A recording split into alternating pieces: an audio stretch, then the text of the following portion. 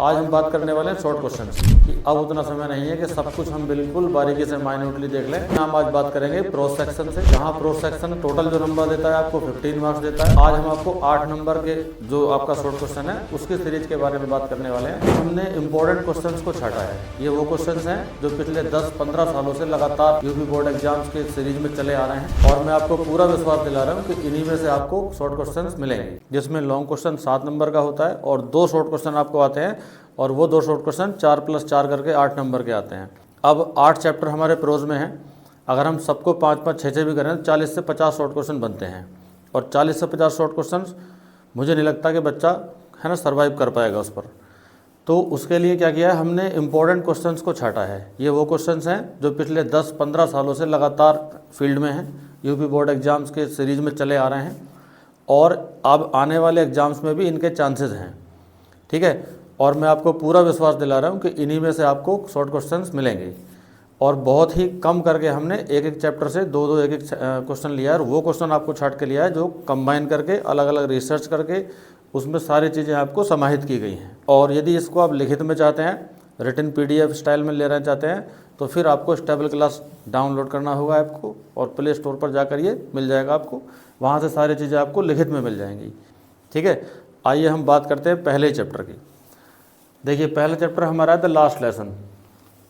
कल हमने इससे पिछली सीरीज में जो बात की थी उसमें हमने बात की थी कि जो लॉन्ग क्वेश्चंस को लेकर बात चल रही थी ना। लॉन्ग क्वेश्चंस में क्या था कि सारे पार्ट्स जो भी इंपॉर्टेंट क्वेश्चन बने थे उसको बताया, और सारी समराइज भी कराया हमने, साथ साथ सारे पार्ट की समरी भी बताई गई है, क्या क्या किस पार्ट में हुआ।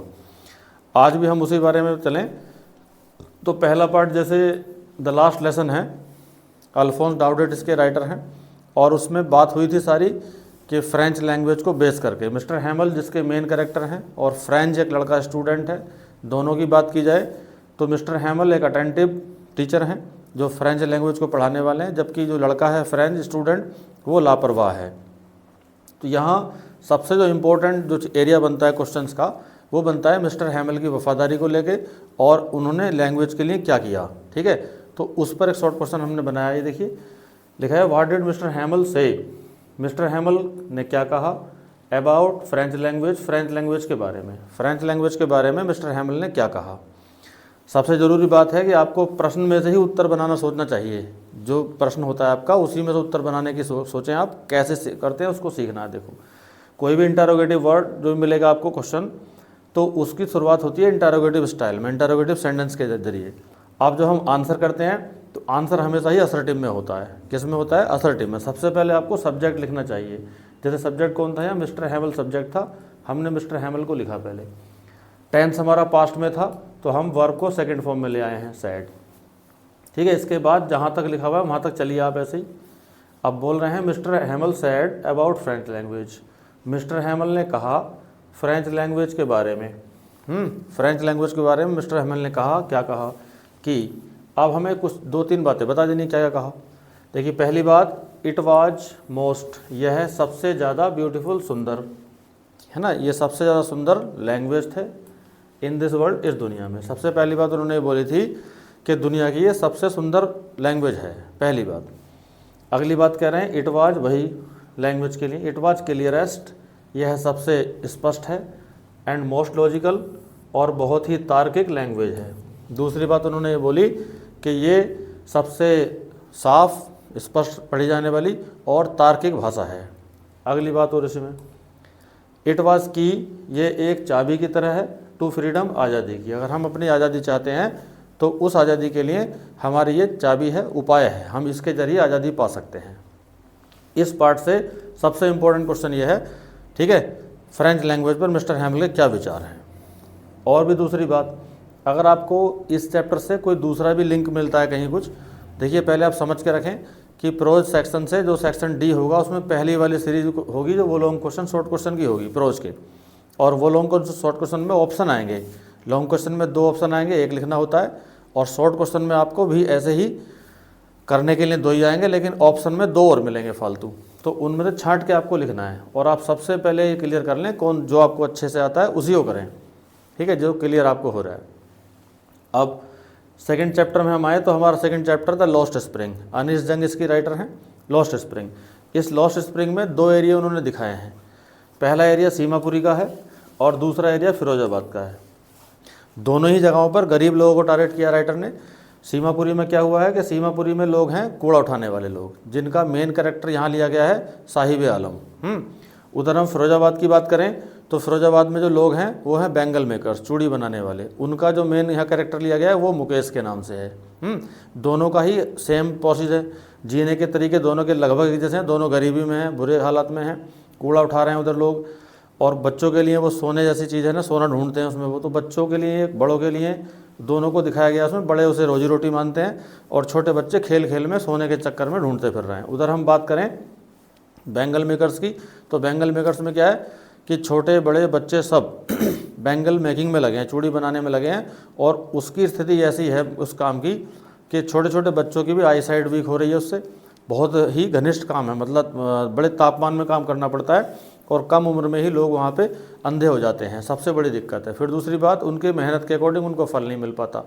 ये सारे बातों पर ही राइटर ने बात की है। यहाँ हमने दोनों हिस्सों से शॉर्ट क्वेश्चन बनाया है। देखिए क्या शॉर्ट क्वेश्चन है। What do the inhabitants, inhabitants का मतलब होता है निवासी, रहने वाले, ऑफ सीमापुरी, सीमापुरी के, एंड फिरोजाबाद और फिरोजाबाद के, यानी फिरोजाबाद के और सीमापुरी के रहने वाले डू करते हैं फॉर देयर सर्वाइवल, अपने भरण पोषण के लिए या अपना जीवन चलाने के लिए। सीमापुरी के लोग और फिरोजाबाद के लोग क्या करते हैं, है ना, काम क्या करते हैं, बस दोनों का बताना है। दोनों में से अलग अलग भी पूछ सकते हैं आपको और एक को भी पूछ सकते हैं, ठीक है। देखिए द इनहेबिटेंट्स, रहने वाले या निवासी ऑफ सीमापुरी, सीमापुरी के निवासी are rag pickers. Rag pickers का मतलब होता है कूड़ा उठाने वाले, कि सीमापुरी के लोग कूड़ा उठाने वाले हैं। दे सर्वाइव, वे जिंदा हैं या जीविका कमाते हैं, ऑन गार्बेज, कूड़े पर, जो कूड़ा करकट है उस पर वो जीवित हैं या वही उनकी जीविका है। द इनहेबिटेंट्स, निवासी ऑफ फिरोजाबाद, फिरोजाबाद के। दूसरी बात हम करें तो फिरोजाबाद के निवासी are bangle makers. Bangle makers का मतलब चूड़ी बनाने वाले हैं, यानी फिरोजाबाद के लोग चूड़ी बनाने वाले हैं। दे मेक, वो करते हैं, में बनाते हैं बैंगल्स, चूड़ियाँ, फॉर देयर सर्वाइवल, अपनी जीविका के लिए, अपनी जीविका के लिए, रोजी रोटी कमाने के लिए वे चूड़ियाँ बनाते हैं, ठीक है। अब बोथ ऑफ देम, दोनों ही, यानी सीमापुरी वाले भी और फिरोजाबाद वाले भी, आर पुअर, गरीब हैं, एंड सफरिंग पीपल, और पीड़ित लोग हैं, दुखी लोग हैं। दोनों ही गरीब और दुखी लोग हैं, ठीक है। इसी के आसपास आपको चलना है। ये भी काफ़ी लोगों को बड़ा है, यानी कि इससे ज़्यादा बड़ा भी करने की आवश्यकता आपको नहीं है, बहुत एकदम टू दी पॉइंट ये बात हम कह रहे हैं। अगली बात हम करें तो आगे देखिए नेक्स्ट चैप्टर आपका डीप वाटर। डीप वाटर में क्या हुआ है, डीप वाटर आपका विलियम डगलस ने लिखा है और ये एक रियल एग्जाम्पल आधारित है, उनके अपने पर्सनल एक्सपीरियंस पर ही आधारित चैप्टर है। इसमें क्या होता है कि वो पानी से डरता है राइटर और बनना चाहता है तैराक, स्विमर बनना चाहता है, पानी से डरता है। उसके साथ फिर एक दुर्घटना घट जाती है। जब वो सीख रहा था स्टार्टिंग में, बचपन में, तो एक दूसरे लड़के ने उठाकर उसको तालाब में डाल दिया और फिर वहाँ से स्ट्रगल किया उसने बचने का, और फिर उसके अंदर हिम्मत आई, फिर ट्रेनर लिया, सीख लिया, सीख कर फिर एक महान तैराक बना। ये सारा समरी इस पार्ट का है। अब इसमें मेन जगह क्या है, इसका जो मेन पॉइंट चैप्टर का है वो है जहाँ पर राइटर पानी में डूबा और वहाँ उसने स्ट्रगल किया बचने का। ये सबसे इंपॉर्टेंट क्वेश्चन इसका है।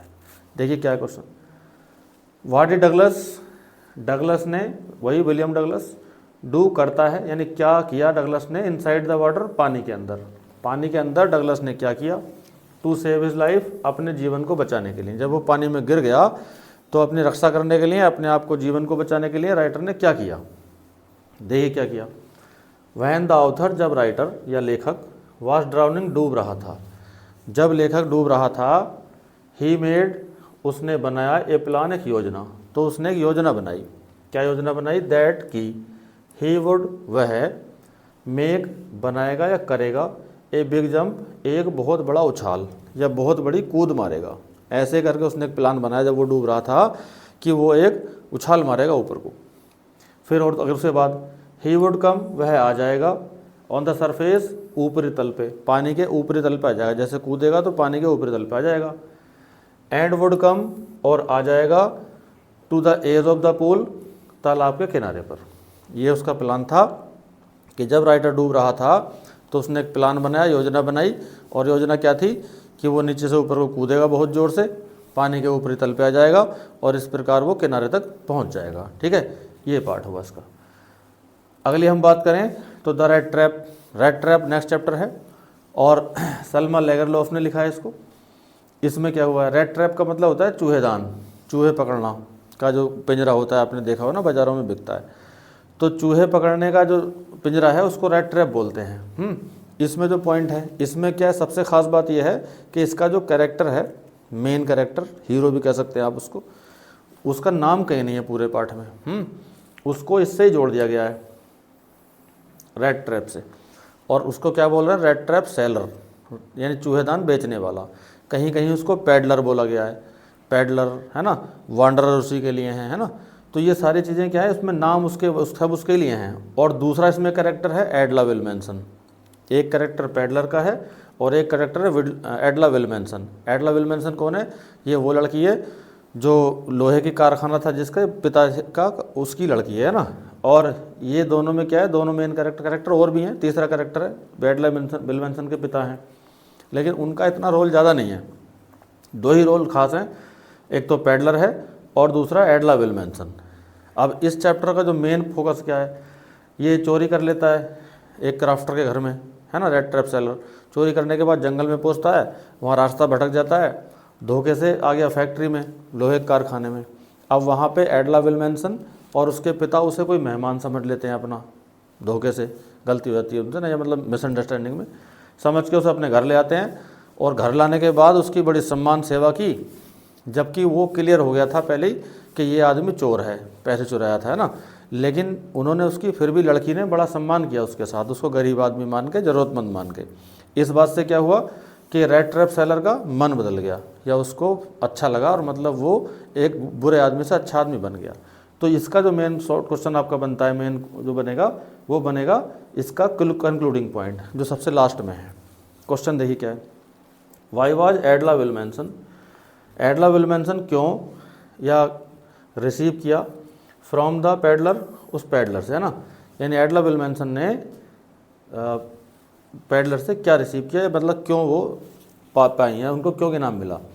ठीक है, अब देखो क्यों मिला इनाम, दो तरह से बन सकता है, क्या मिला उनको, या फिर वो जो मिला वो क्यों मिला, है ना, ये वाली बात। क्या होता है, एडला, वही पूरा नाम लिख सकते हैं चाहे, एडला को मिला ए लवली गिफ्ट, एक सुंदर उपहार, सबसे लास्ट में होता है। एडला को एक सुंदर उपहार मिला, गिफ्ट मिला। It was little rat trap, यह एक छोटा सा रैट ट्रैप था, चूहेदान था। इट हैड, इसके अंदर, चूहेदान के अंदर ही 30 क्रोनॉट्स, 30 क्रोनॉट्स थे। ये जो क्रोनॉट्स है ये करेंसी है, मुद्रा, स्वीडन की मुद्रा वो कहते हैं ये। इसका क्वेश्चन भी पूछ लेते हैं कि, है ना, कितने रुपए चुराए थे उसने, तो ये ध्यान रखेंगे, है ना, 30 क्रोनॉट्स। एंड अ लेटर, एक पत्र भी लिखा था उसके अंदर, फॉर हर, उसके लिए, एडला विल्मेंसन के लिए एक पत्र भी रखा है। और उस पत्र में क्या किया उसने, द लेटर, पत्र में प्रेज्ड, तारीफ की थी, हर गुड बिहेवियर, उसके अच्छे व्यवहार की। पत्र में उस चोर ने, पैडलर ने, एडला विल्मेंसन के अच्छे व्यवहार की तारीफ की थी। फिर क्या हुआ, नाउ, अब, द पैडलर, वही चूहेदान बेचने वाला, हैड बिकम, बन चुका था, एक गुड पर्सन, एक अच्छा आदमी। अब वो एक अच्छा आदमी बन चुका था, सारे उसने बुराइयां, चोरी वगैरह सब छोड़ दी थी। इस बात से एडला विल्मेंसन खुश होती हैं और उन्हें ये दुनिया का सबसे अच्छा उपहार लगा। तो ये इन्होंने इसलिए रिसीव किया। अगली बात करें हम, यहाँ चैप्टर है हमारा इंडिगो। ठीक है, इंडिगो भी हमारे सेंटर में मानिए उसको, चैप्टर को, वो सारी प्रोज का सेंटर्ड चैप्टर है, महात्मा गांधी पर बिलोंग करता है। दो मेन कैरेक्टर यहाँ भी हैं, राजकुमार शुक्ला और महात्मा गांधी। ठीक है, चंपारण बिहार से संबंध रखता है राजकुमार शुक्ला, और एक गरीब किसान है, और वहाँ पर जमींदारों के अत्याचार हो रहे हैं किसानों पर। अब उस अत्याचार से बचने के लिए शिकायत करने आता है राजकुमार शुक्ला महात्मा गांधी से। ठीक है, महात्मा गांधी वापस जाते हैं चंपारण और अंग्रेज़ों से इनके खिलाफ लड़ाइयाँ लड़ते हैं। ठीक है, विरोध करते हैं, आंदोलन चलाते हैं और उनके अधिकार दिला के आते हैं। तो इसके दो केंद्र हैं इस चैप्टर में। सबसे पहला है कि राजकुमार शुक्ला को, एक तो दिखाया गया दृढ़ निश्चयी व्यक्ति राजकुमार शुक्ला है, दूसरा गांधी जी ने क्या किया वहाँ जाकर, मेन काम। तो पहला क्वेश्चन बना, देखिए, वाई राजकुमार शुक्ला, क्यों राजकुमार शुक्ला है डिस्क्राइब, बताया गया, एज बीइंग रेजोल्यूट, रेजोल्यूट का मतलब है दृढ़ निश्चयी, जो पक्का इरादा कर ले, है ना, अडिग व्यक्ति, तो उसे ऐसा क्यों कहा गया है चैप्टर में, उसके बारे में पहले बात करें। राजकुमार शुक्ला इज डिस्क्राइब कहा गया है एज बीइंग रेजोल्यूट, एक दृढ़ निश्चयी व्यक्ति, बिकॉज क्योंकि ही वेंट वह गया था, विद गांधी गांधी जी के साथ, वह गांधी जी के साथ ही गया, एवरीवेयर हर जगह। जब वो महात्मा गांधी से मिलने गया तो उन्होंने मना कर दिया था मेरे पास टाइम नहीं है, फिर क्या किया, वो वापस नहीं गया, फिर भी उसने क्या करा, महात्मा गांधी के साथ ही साथ रहा जहाँ तक भी वो गए। फॉर वीक सप्ताहों तक, ही नेवर लेफ्ट, उसने कभी नहीं छोड़ा गांधी जी को, उसने गांधी जी को छोड़ा ही नहीं, उनके पीछे पीछे रहा। टिल, जब तक कि ही एग्रीड, वो सहमत ना हो गए, टू गो विद हिम, उसके साथ जाने के लिए, जब तक उनके साथ वो जाने के लिए तैयार ना हो गए गांधी जी, तब तक शुक्ला उनके पीछे रहा। तो ये सारी बात शो करती है कि राजकुमार शुक्ला एक दृढ़ निश्चयी व्यक्ति है। अगला इसी में क्वेश्चन, हमने इससे 2 क्वेश्चन लिए हैं, काफ़ी इंपॉर्टेंट चैप्टर है। नेक्स्ट है व्हाई डिड गांधी चाइड, क्यों गांधी ने डांटा, चाइड का मतलब होता है डांटना, क्यों गांधी ने डांटा लॉयर्स वकीलों को, ऑफ मुजफ्फरपुर के वकीलों को क्यों डांटा। अब देखिए, गांधी चाइडेड, गांधी ने डांटा द लॉयर्स वकीलों को, ऑफ मुजफ्फरपुर के, बिकॉज क्योंकि, गांधी जी ने मुजफ्फरपुर के वकीलों को डांटा क्योंकि दे वे वकील कलेक्टेड इकट्ठा करते थे या लेते थे, हाई फीस बहुत ज़्यादा fees, from the poor farmers गरीब किसानों से, क्योंकि वो गरीब किसानों से बहुत ज़्यादा फीस लेते थे। द फार्मर्स किसान वर अनेबल अयोग्य थे या नाकाबिल थे, टू पे दैम उनको चुकता करने में या उनको हाई फीस देने में वो नाकाबिल थे, गरीब आदमी थे, कैसे फीस देते हैं ना। तो ये सारी बात इसमें हो गई।